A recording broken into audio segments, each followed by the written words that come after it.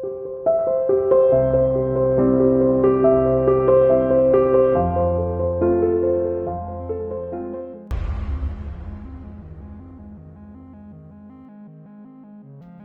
Heaven Crystal terkekeh dan berkata, "Setelah kamu pergi, kamu tiba-tiba mengirim transmisi suara yang mengatakan bahwa kamu memiliki lebih banyak batu jiwa. Apakah Anda mengatakan yang sebenarnya?" Taoist tua itu menyipitkan matanya dengan ragu saat dia berbicara. Hani menjawab dengan hanya menampar kantong penyimpanannya dan mengeluarkan permata hijau yang sama besarnya dengan yang dia ambil di hari sebelumnya. Itu berkilau dan memancarkan yin-qi yang menakjubkan, sementara Hani menatap Taoist tua itu dalam diam. Setelah melihat bagaimana Hani mengeluarkan batu jiwa dengan tingkat yang sama dengan yang sebelumnya, wajahnya menunjukkan sedikit kegembiraan, dan dia dengan tidak sabar berkata, "Jelas bahwa kamu mengatakan yang sebenarnya. Jika saudara Han memiliki lebih banyak batu jiwa dengan kualitas ini, Taoist yang rendah hati ini bersedia membeli semuanya dari Anda. Batu roh, bahan, jangan ragu untuk menyebutkan kondisi Anda." Taoist Heaven Crystal, jangan terburu-buru, saya pasti berencana untuk memperdagangkan batu jiwa dengan Anda. Tetapi sebelum itu, saya ingin mengajukan 2 pertanyaan kepada Anda. Selama Anda menjawabnya untuk kepuasan saya, batu jiwa milik Anda. Hani dengan santai melemparkan batu jiwa ke Taoist Heaven Crystal saat dia selesai berbicara. Taoist Heaven Crystal menangkap batu jiwa dengan sedikit terkejut saat dia menatap benda itu dengan bingung. Setelah hening beberapa saat, dia menghela nafas dan berkata, "Rekan Taoist benar-benar bertindak dengan murah hati. Tampaknya pertanyaannya tidak akan sederhana. Selama saya bisa menjawab, Taoist yang rendah hati ini pasti akan memuaskan Anda." Setelah itu dikatakan, Taoist Heaven Crystal dengan hati-hati menyingkirkan batu jiwa dan memulihkan ekspresi tenangnya. "Karena Anda sudah setuju, saya akan terus terang. Apakah Anda memiliki informasi tentang Auric Essence?" Ketika saya menyebutkan informasi ini selama pertukaran, ekspresi Anda menjadi aneh. Sepertinya kamu tahu sesuatu. Mempertahankan ekspresi tenang, Taoist Heaven Crystal perlahan menjawab, "Itu benar. Taoist yang rendah hati ini memang memiliki beberapa informasi tentang Auric Essence. Namun, informasi ini tidak dapat diandalkan, dan karena itu, saya tidak dapat melakukan perdagangan lebih awal. Jika rekan Taoist Han benar-benar ingin tahu, saya dapat memberitahu Anda. Bahkan jika informasinya tidak akurat, saya masih ingin mendengarnya. Tolong beritahu saya." Meskipun Hani telah memperkirakan ini akan terjadi, dia tetap tersenyum. "Bahkan jika saya tidak mengatakan apa-apa, rekan Taoist akan mengetahui hal ini dalam beberapa hari. Menurut teman lama saya, manajer rumah lelang, ada bongkahan Auric Essence yang akan dilelang selama pertemuan perdagangan. Namun, tampaknya pemilik Auric Essence hanya ingin menukarnya dengan benda lain. Karena mereka belum secara resmi mengajukan tindakan, masalah ini masih belum pasti. Namun, jika Auric Essence benar-benar disiapkan untuk dilelang, sekte-sekte kultivasi pedang itu akan rela menghabiskan seluruh kekayaan mereka untuk mendapatkannya. Harapan rekan Taoist untuk mendapatkannya benar-benar buruk." Ekspresi bahagia Hani secara bertahap digantikan oleh senyum masam. Sementara jamur esensi merah berusia 3000 tahun mungkin bernilai 100.000 batu roh. Sesuatu yang langka seperti bongkahan Auric Essence harus bernilai beberapa ratus ribu. Jika disiapkan untuk dilelang, biaya itu bisa berlipat ganda. Dia masih sadar akan keterbatasannya. Meskipun dia memiliki banyak kekayaan, dia tidak bisa dibandingkan dengan seluruh sekte. Setelah itu dikatakan, ada sedikit perubahan dalam pikiran Hanli. Dia dengan tenang berkata, "Bagaimanapun, saya harus berterima kasih kepada rekan Taoist atas informasinya. Mengetahui hal ini, saya memiliki kesempatan untuk menyiapkan lebih banyak batu roh terlebih dahulu." "Ah iya, apakah rekan Taoist mengetahui identitas pemilik Auric Essence?" "Saya ingin mengunjungi mereka sebelumnya." Taoist tua itu memutar-mutar janggutnya yang panjang dan tersenyum.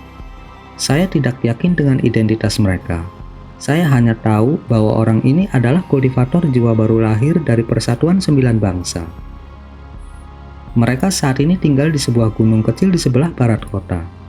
Jika rekan Taoist berusaha, seharusnya tidak terlalu sulit untuk menemukannya." Terima kasih banyak atas informasi rekan Tauis. Itu akan menjadi informasi yang cukup sehubungan dengan Auric Essence. Untuk pertanyaan saya selanjutnya, saya berharap rekan Taois Seven Crystal memberitahu saya tentang batu jiwa itu. Ekspresi ramah Taois tua itu langsung berubah setelah mendengar Handi. Dengan mata yang cerah dan berkedip-kedip, dia dengan cemberut bertanya, "Rekan Taois, apa maksudmu?" Taois yang rendah hati ini tidak sepenuhnya mengerti. Handi dengan teguh menatap Taois tua dan berkata, "Saya tidak akan menyembunyikan bahwa saya juga mengerti sedikit tentang penyempurnaan boneka. Selain itu, saya menemukan beberapa peninggalan boneka kuno dari kediaman gua seorang kultivator kuno. Dan di dalam sisa-sisa itulah saya menemukan batu jiwa ini. Jika saya menebak dengan benar, batu jiwa ini seharusnya sangat penting untuk bagaimana kultivator kuno menyempurnakan boneka.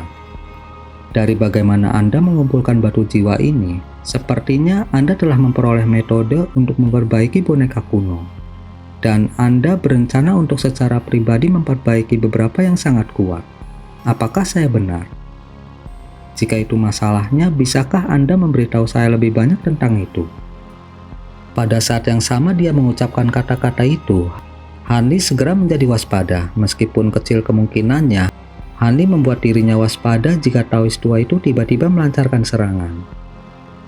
Ketika Taois Seven Crystal mendengar ini, wajahnya menjadi tanpa ekspresi dan matanya menjadi sangat dingin. Dia kemudian menatap Handi dalam diam. Handi menjadi sangat berhati-hati begitu dia melihat reaksi kultivator tua itu. Tetapi ekspresinya masih tetap tenang. Dia menampar kantong penyimpanannya dan dia mengeluarkan kotak batu giok seukuran telapak tangan. Dia kemudian membuka kotak giok dan menyelipkannya di seberang meja ke Taois tua, mengungkapkan dua batu jiwa yang bahkan lebih besar dari yang sebelumnya. Ekspresi dingin Taois Seven Crystal akhirnya pecah karena kegembiraan. Dengan ekspresi heran, dia dengan murung bertanya, "Bagaimana kamu mendapatkan batu jiwa yang begitu besar? Apa kamu punya lagi?" Ketika Hani mendengar ini, dia tersenyum pada Taois Seven Crystal, tetapi tidak mengatakan apa-apa. Taois tua itu menanggapi kebisuannya dengan mengatakan, "Saya dapat menjawab pertanyaan Anda. Tetapi sebagai gantinya, Anda harus memberitahu saya bagaimana Anda memperoleh batu jiwa ini." "Itu bukan masalah. Hani sudah mengantisipasi ini akan terjadi dan langsung menjawab." Taois Seven Crystal dengan dingin berkata, "Seperti yang kamu katakan, Taois yang rendah hati ini menemukan metode pemurnian di reruntuhan kultivator kuno dengan beberapa teman. Menurut apa yang dicatat, boneka-boneka ini sangat kuat, tetapi bahan yang mereka butuhkan sangat berharga. Selain itu, mereka masing-masing membutuhkan batu jiwa yang sesuai untuk disempurnakan. Namun, batu jiwa ini sangat sulit ditemukan. Sampai sekarang, saya belum dapat menemukan banyak. Mengapa lagi saya langsung berdagang untuk mereka dengan tidak sabar. Sekarang giliran rekan Taois Han untuk memberitahu saya bagaimana Anda menemukan begitu banyak batu jiwa." Handi dengan tenang menjawab, "Ini cukup sederhana. Saya sebelumnya tidak tahu bahwa kultivator kuno menyebut barang-barang ini batu jiwa. Saya hanya mengenal mereka sebagai sesuatu yang diproduksi di dalam binatang umbra, dan harus menghabiskan banyak usaha hanya untuk mendapatkan beberapa dari mereka." Kegembiraan berkedip-kedip di mata Taois tua itu, dan dia buru-buru berkata, "Binatang umbra? Saya belum pernah mendengar tentang mereka sebelumnya. Di mana Anda menemukan binatang iblis seperti itu?" Alih-alih menjawab pertanyaannya, Hani dengan tidak tergesa-gesa bertanya, "Apakah rekan Taois bersedia membiarkan saya melihat jenis boneka apa yang Anda rencanakan untuk disempurnakan? Atau mungkin bahkan desain boneka yang kamu peroleh?" Begitu Taois tua itu mendengar apa yang diinginkan Hanli, kegembiraannya yang tak terkendali segera memudar. Dengan ketenangannya yang baru pulih, dia berkata, "Sepertinya rekan Taois Han berencana menggunakan ini untuk memerasku." Hani dengan tenang berkata, "Memeras? Sampai sekarang aku tidak pernah menuntutmu. Alih-alih saya memberi Anda beberapa batu jiwa yang langka. Jika rekan Taois tidak merasa pengaturan ini menguntungkan, anggap saja saya tidak pernah mengajukan pertanyaan kedua dan Anda dapat menyimpan batu jiwa itu."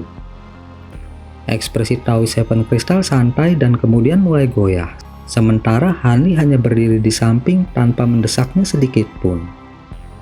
Setelah beberapa lama, Taoist tua itu dengan dingin berkata, "Jika saya memberi Anda desain boneka, Anda akan sedikit banyak dapat mengetahui apakah itu benar. Tapi bagaimana aku bisa tahu jika kamu mengatakan yang sebenarnya tentang binatang umbra?"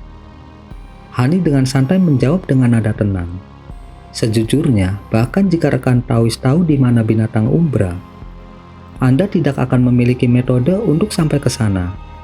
Tidak hanya tempat itu mematikan di luar kepercayaan, tetapi bahkan jika seseorang cukup beruntung untuk masuk, tidak ada cara untuk kembali. Bahkan aku nyaris tidak bisa melarikan diri hidup-hidup. Terserah jika Anda tidak mempercayai saya. Saya akan memberikan sebagian besar batu jiwa kepada Anda untuk desain penyempurnaan boneka, sehingga rekan Taoist pasti tidak akan menderita kerugian. Selain itu, apa gunanya metode penyempurnaan boneka tanpa batu jiwa yang diperlukan untuk menggunakannya?" Taoist Seven Crystal mengerutkan kening dan mengungkapkan sedikit keraguan. Setelah Taoist tua itu mempertimbangkan apa yang akan didapat dan apa yang akan hilang, ekspresinya menjadi santai sebelum dia berkata, "Baik, saya tidak tertarik untuk merenungkan apakah alam umbra itu nyata. Saya hanya akan bertanya berapa banyak batu jiwa yang Anda rencanakan untuk ditukar dengan desain penyempurnaan boneka. Jika terlalu sedikit, saya lebih suka menyimpannya untuk saya sendiri." Hani senang dengan hasil ini dan tidak mengkhianati apapun dalam suaranya. "Saya harus melihat nilai dari desain boneka kuno terlebih dahulu. Jika itu hanya setingkat dengan boneka yang diperdagangkan pada siang hari, maka saya tidak tertarik untuk melihatnya." Taoist tua itu memasang ekspresi aneh. "Boneka-boneka itu hanya barang cacat yang saya temukan. Dari apa yang Anda katakan, tampaknya semakin kuat boneka ini, semakin banyak batu jiwa yang bersedia Anda bayarkan." Hani mengerucutkan bibirnya. "Itu benar. Jika ada desain untuk memperbaiki boneka yang dapat menandingi serangan seorang kultivator jiwa baru lahir, saya akan bersedia menukar 30 batu jiwa untuk itu." Taoist Seven Crystal dengan serius bertanya, "Apakah batu jiwa ini memiliki kualitas yang sama dengan yang Anda berikan sejak awal?" Hani dalam hati bertanya-tanya, mungkinkah benar-benar ada desain untuk boneka kuno pada tingkat kultivator jiwa baru lahir? Dia kagum dengan prospek itu dan segera menjadi sangat gembira. Tanpa menahan diri, dia berkata, "Sejak kapan kata-kataku salah? Bagus, slip giok ini berisi desain untuk boneka kuno. Saya akan langsung memberikannya kepada Anda, bukan meminjamkannya." Taoist tua dengan cepat mengeluarkan slip batu giok putih dari kantong penyimpanannya dan melemparkannya ke Hanli, sementara ekspresi licik muncul di wajahnya. Hani tercengang oleh tindakannya dan samar-samar merasa ada sesuatu yang salah.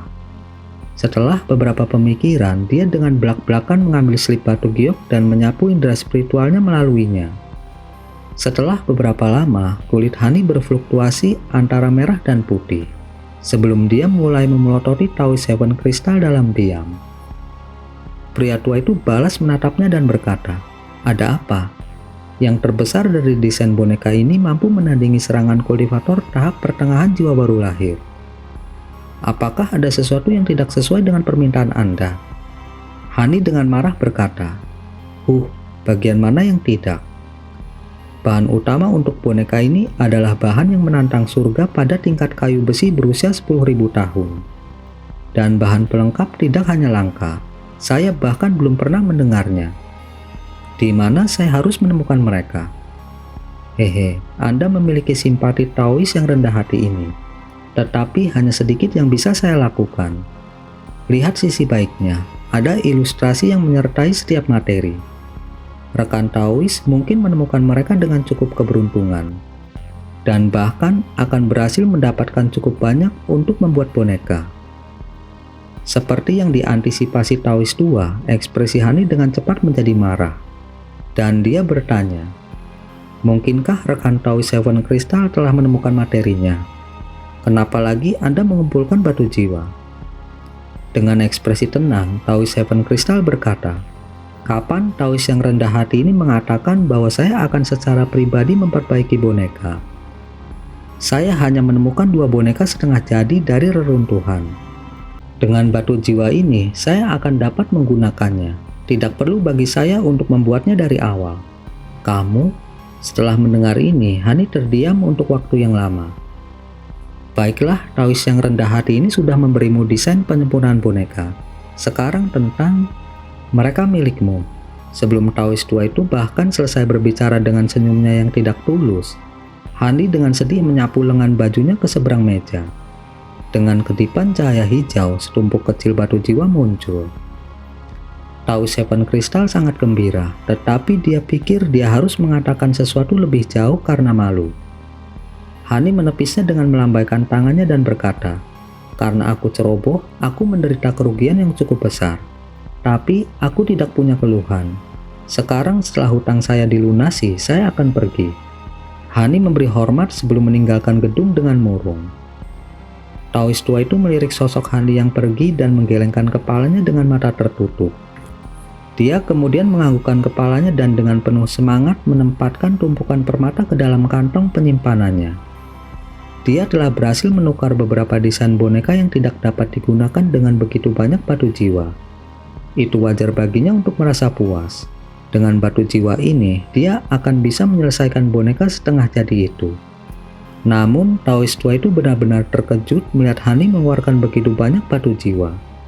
Dan tidak bisa tidak berpikir lebih tinggi tentang dia.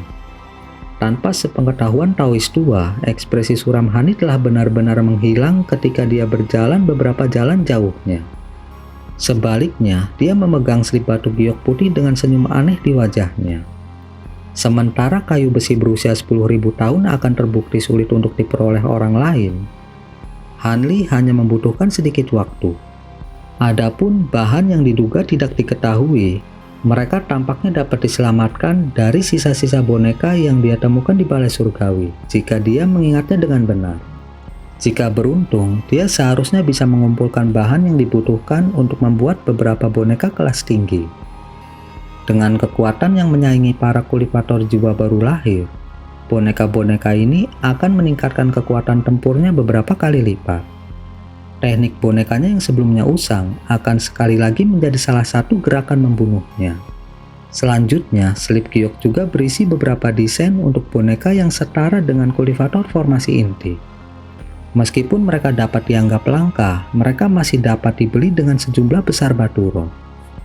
Boneka yang lebih lemah ini mungkin tidak menimbulkan ancaman bagi kultivator jiwa baru lahir ketika dalam kelompok kecil. Tetapi jika dia bisa membuat beberapa ratus dari mereka, mereka akan memiliki kekuatan untuk memaksa kultivator jiwa baru lahir untuk menghindar. Namun, ini hanya renungan. Bahkan desain boneka kelas terendah memiliki biaya yang setara dengan harta sihir biasa. Membuat beberapa puluh dari mereka, belum lagi beberapa ratus, adalah sesuatu yang Hani tidak mampu saat ini. Memperbaiki beberapa ratus boneka kelas tinggi sekolah 1000 bambu hampir membuatnya bangkrut. Bahkan setelah menjual sebagian besar bahan binatang iblisnya pada saat itu, dia masih hampir tidak mampu membelinya. Biaya boneka tingkat jiwa baru lahir bahkan lebih memucat. Hani tersenyum masam pada pemikiran itu dan mendapatkan sikapnya sebelum menuju gerbang barat kota. Meskipun hari sudah larut, tidak ada bedanya baginya apakah matahari bersinar atau tidak. Karena itu, dia memutuskan bahwa ini masih saat yang tepat untuk mencari pemilik Auric Essence. Dengan dimulainya pameran dagang secara resmi, para kultivator dari berbagai wilayah di benua selatan surgawi sekarang memadati kota. Pada awal hari kedua, rumah lelang mulai menerima tawaran berbagai barang berharga. Barang langka yang dipajang menarik perhatian banyak kultivator kaya. Seorang kultivator setengah baya yang berdiri di bagian paling belakang aula tersenyum lebar di wajahnya dan berkata, "Potongan Auric Essence dijual kepada rekan Taois ini seharga 760.000 batu roh. Ada nampan zamrud yang duduk di atas meja kayu merah yang memiliki biji emas samar seukuran kenari yang tampak sama sekali biasa-biasa saja." Setelah itu, seorang kultivator berjubah perak dengan bersemangat berjalan ke depan dan menyerahkan batu roh sebelum memperoleh Auric Essence. Duduk di antara penonton, Hanli hanya menghela nafas sebelum pergi dari aula lelang. Meskipun barang-barang berikutnya yang akan dilelang bahkan lebih berharga, dia memiliki sedikit keinginan untuk itu. Pada malam itu, dia dapat dengan mudah menemukan pemilik Auric Essence dengan indera spiritualnya. Namun, pemiliknya hanya akan menukarnya dengan telur binatang iblis kelas 7 atau bahan pemurnian harta karun legendaris bernama Divine Unity Paste. Tidak memiliki keduanya, Hani hanya bisa pergi dengan kekecewaan. Tapi dari apa yang dikatakan, Hani menyadari bahwa dia hanya memiliki Auric Essence yang cukup untuk meredam 7 pedangnya. Namun terlepas dari ini, Hani masih berpartisipasi dalam pelelangan untuk Auric Essence.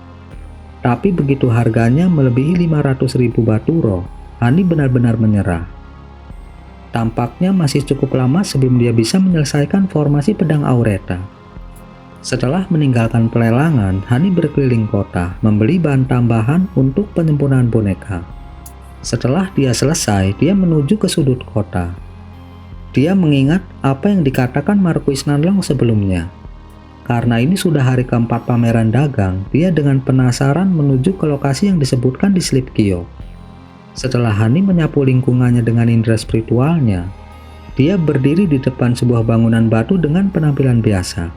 Dia mendekati pintu, dan pintu itu terbuka bahkan sebelum dia mengetuknya. Seorang pria berjanggut panjang berjubah ungu mengenakan mahkota batu giok kemudian berjalan keluar dari gedung. Marquis Nanlong berbicara dengan agak antusias. "Rekan Taoisan, Anda telah tiba. Biarkan saya memperkenalkan Anda kepada rekan-rekan saya." "Terima kasih Marquis dan maaf untuk menunggu." Setelah beberapa kata sopan, Hani mengikuti Marquis Nanlong ke dalam. Interior bangunan benar-benar kosong membuat Hani terkejut. Tetapi setelah dia menyapu indera spiritualnya melalui gedung, dia menemukan fluktuasi pembatasan di seluruh ruangan. Marquis tersenyum saat merasakan tindakan Hani dan berkata, "Trik kecilku ini tentu saja tidak bisa disembunyikan dari rekan Taoisan. Silahkan ikuti saya." Dia kemudian membentuk gerakan mantra dengan tangannya dan melemparkan kabut emas dari lengan bajunya. Dengan munculnya kabut emas, interior biasa-biasa saja berkedip dengan cahaya putih, memperlihatkan serangkaian tangga batu gelap. Marquis Nanlong tanpa berkata-kata menuruni tangga. Hani mengurutkan kening, tapi dia tetap mengikutinya. Tangga itu agak pendek. Setelah beberapa saat, mereka tiba di depan aula bawah tanah kecil. Ada beberapa batu cahaya bulan yang menerangi ruangan dengan lembut. Aula memiliki 8 kultivator. 6 dari mereka sedang duduk, dan 2 lainnya adalah pasangan pria dan wanita yang berdiri bersama. Ketika Marquis Nanlong dan Hanli masuk, mereka semua secara bersamaan melirik mereka. "Itu kamu?" Pria yang berdiri tidak bisa menahan diri untuk tidak berteriak kaget saat melihat penampilan Hanli. Kilatan terang muncul dari mata Hanli. Pandangannya jatuh ke wajah seorang kultivator formasi inti tahap akhir. Dia melihat topeng perak yang sangat dikenalnya. Setelah beberapa saat terkejut, Hanli mencibir. Pria itu adalah tuan muda dari sekte roh hantu Wang Chan yang telah mengejarnya di masa lalu. Dia memiliki topeng perak yang sama, tetapi kemarahan yang terkandung di matanya digantikan dengan berbagai pengaturan emosi. "Saya tidak menyangka akan melihat seorang teman lama di sini. Benar-benar kejutan." "Bagaimana ini mungkin? Anda memadatkan jiwa yang baru lahir." Suara tuan muda sekte roh hantu lebih serak daripada dari masa mudanya. Tetapi teror dalam suaranya tidak salah lagi.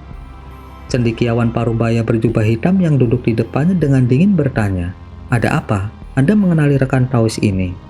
"Paman kedua, orang ini adalah kultivator mapol kuning bermargahan. Selama tahun itu dia..." Sarjana parubaya itu mengungkapkan sedikit keterkejutan, tetapi dia mengerutkan kening dan dengan tegas berkata, "Tidak perlu membicarakannya, rekan Taoisan sudah menjadi kultivator jiwa baru lahir.